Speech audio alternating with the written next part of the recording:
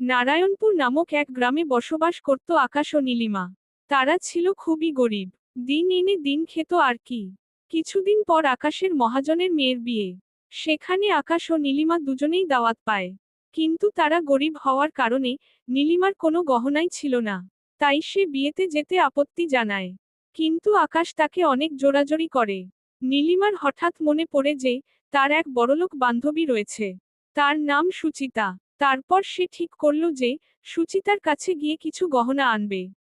পরদিন নীলিমা সুচিতার বাড়িতে যায় এবং তাকে সবকিছু বলে। সুচিতাও তাকে গহনা দিতে রাজি হয়ে যায়। তারপর সুচিতা তার গহনার বাক্সটি নিয়ে আসলো। তারপর সেখান থেকে নীলিমা একটি নেকলেস পছন্দ করল।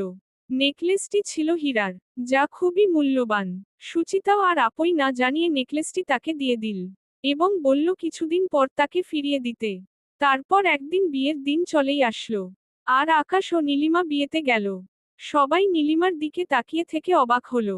যাই হোক, অনুষ্ঠানে অনেক মজা করলো এবং বিয়ের অনুষ্ঠান শেষে তারা বাড়িতে ফিরে এলো। বাড়িতে ফিরে এসে নীলিমা তার গলার দিকে তাকিয়ে আঁতকে উঠল। সে চেয়ে দেখল তার গলায় নেকলেসটি নেই। এতে করে সে ভীষণ ভয় পেয়ে গেল এবং আকাশও দেখল তার গলায় নেকলেসটি নেই। তারা দুজনেই এসব দেখে ঘাবড়ে গেল। তারপর তারা চিন্তা করল যে যেভাবেই হোক হারানো নেকলেসটির মতো দেখতে একই রকমের আরেকটি নেকলেস কিনে সুচিতাকে ফেরত দেবে।